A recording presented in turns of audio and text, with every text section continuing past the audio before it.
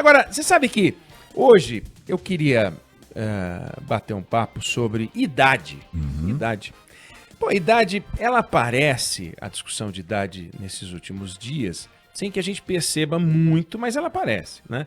O Celso de Mello está fazendo 75 anos, expulsória do Supremo Tribunal Federal, era 70, aí virou 75 anos, chamaram de PEC da Bengala, ou seja, como se necessariamente uma pessoa aos 75 anos, embora o Celso de Mello de fato use uma bengala para se apoiar, precisasse, aos 75 anos, usar uma bengala.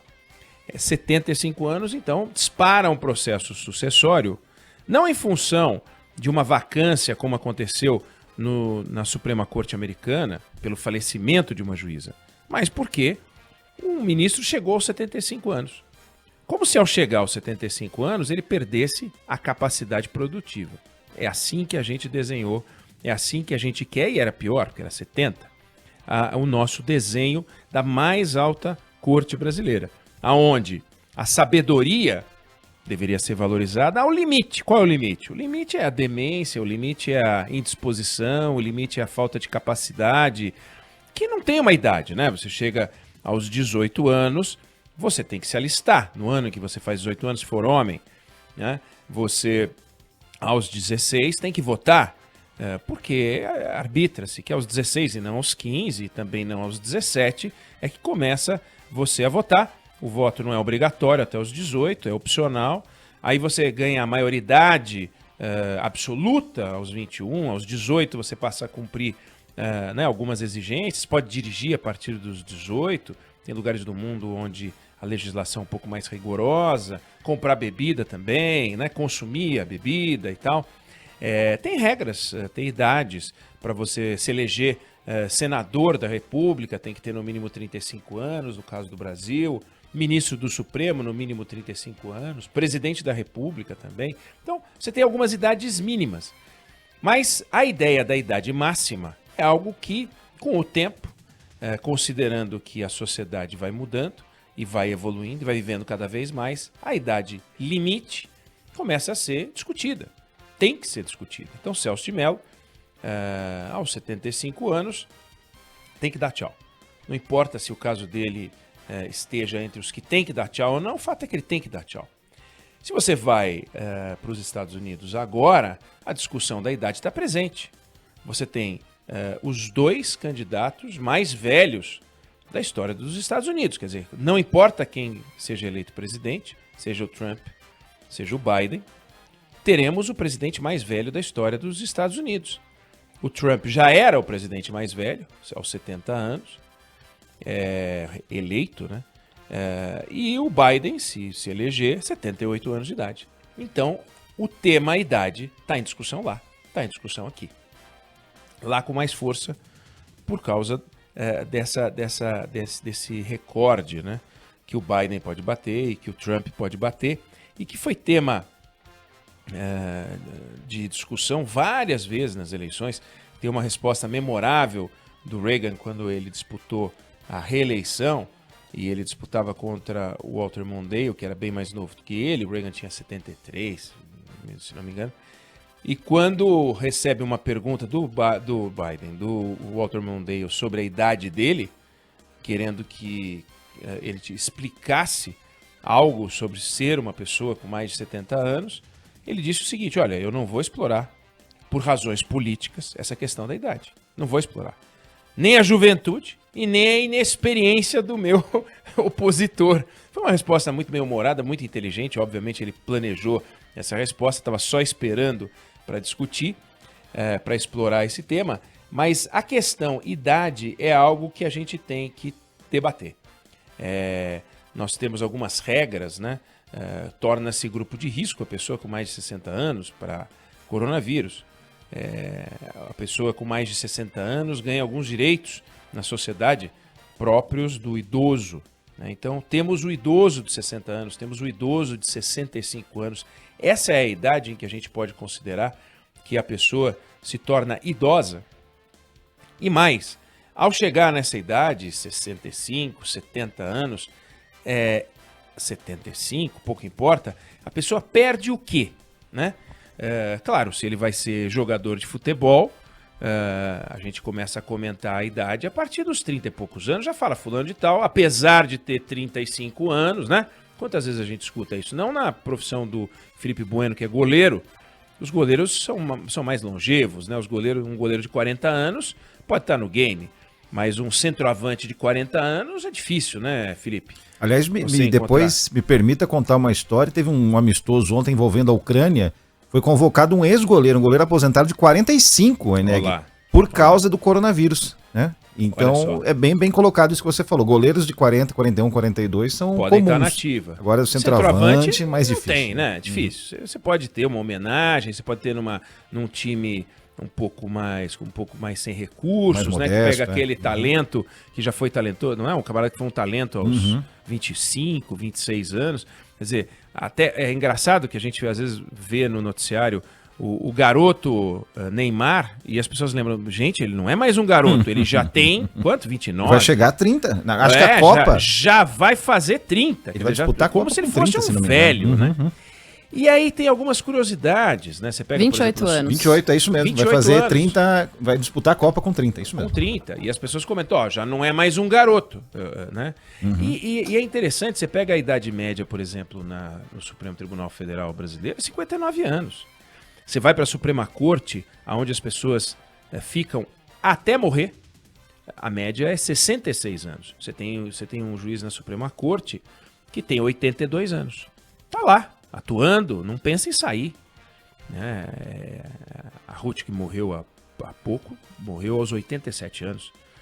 Teria saído a 12, pela regra brasileira. Né? 12 anos. Nesses últimos 12 anos, ela se tornou uma das pessoas mais conhecidas dos Estados Unidos. Teve filmes sobre ela. É uma figura extraordinária. E aí a gente vai olhar a idade e o que as pessoas fizeram, com que idade fizeram, e tem algumas coisas muito curiosas. Por exemplo, saiu um estudo mostrando com que idade as pessoas conseguem produzir melhor ao abrir um negócio. E descobriram que uma pessoa com mais de 50 anos tem 2 vezes mais chance de dar certo do que uma com 30 e poucos.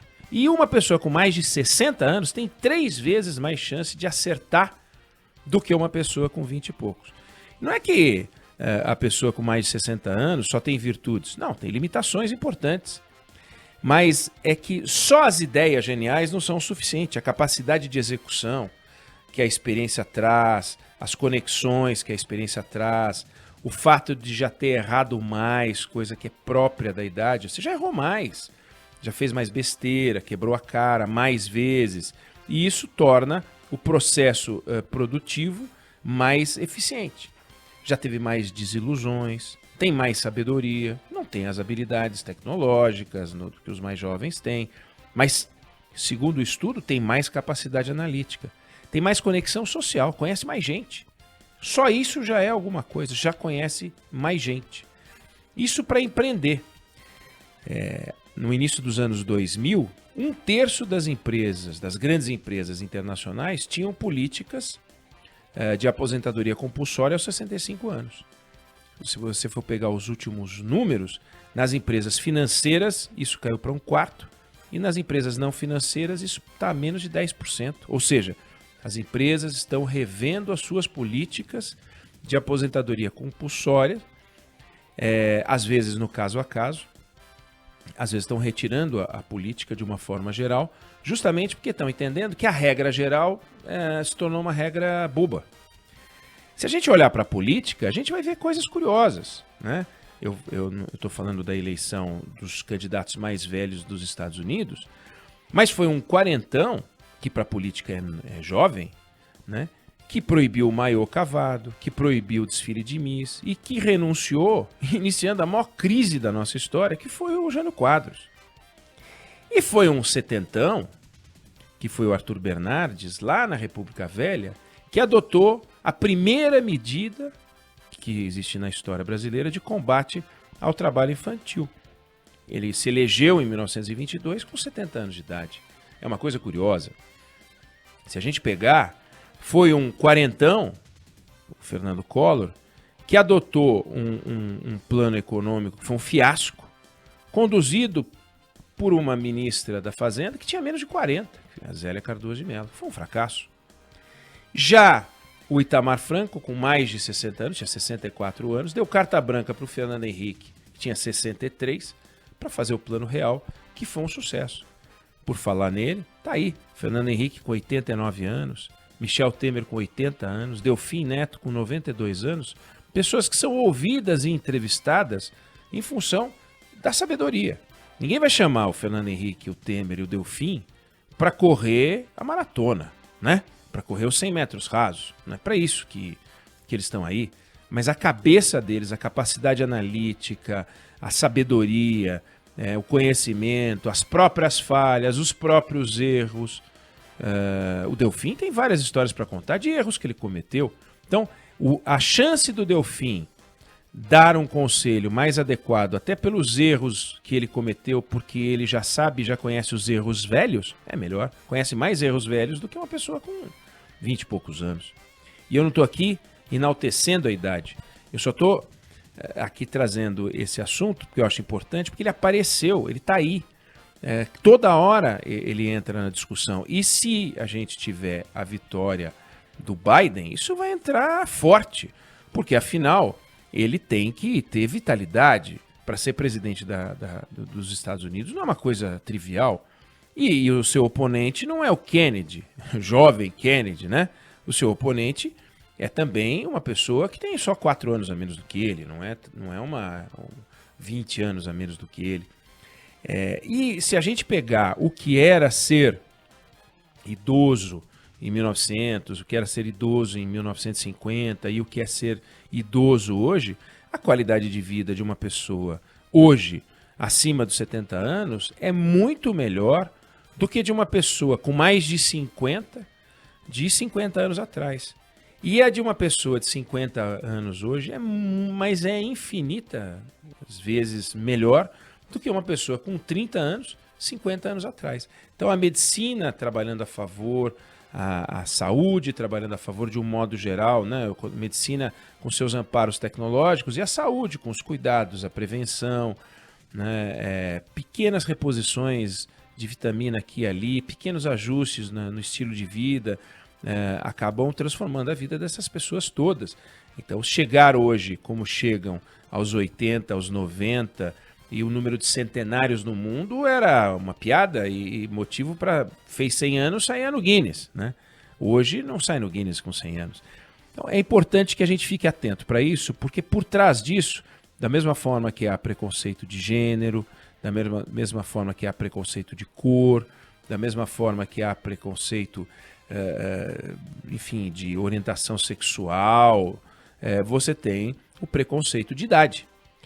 E até porque, num processo desse de pandemia, vem a história do grupo de risco de que eu falei na largada. Então, o pessoal do grupo de risco que tem que ser protegido, os coitados, né? As pessoas com mais de 60 anos. Então é importante a gente olhar para isso, excepcionalizar aqui e ali casos em que você enxerga pessoas que realmente com uma certa idade estão muito frágeis. Para coronavírus isso faz diferença, mas para tocar a vida de jeito nenhum. Então é tirar isso da frente. Tem muito trabalho sobre terceira idade, muito estudo sobre terceira idade, muita gente preocupada com isso, para não criar uma sociedade desbalanceada, até porque a gente diz que cada vez mais as pessoas têm que se preparar para entrar no mercado de trabalho, o que significa que elas estão entrando no mercado de trabalho mais tarde, quando vão se preparar, do que entrariam no tempo em que uma graduação já era o suficiente para a pessoa estar no topo da cadeia alimentar. Hoje, quem tem uma graduação não está no topo da cadeia alimentar, então tem que continuar os seus estudos para poder avançar e chegar no topo. O que significa que você empurrou o início mais para cima e você lá na outra ponta acaba também empurrando mais para cima. Queria só trazer essa questão etária, que ela é muito interessante e faz pensar.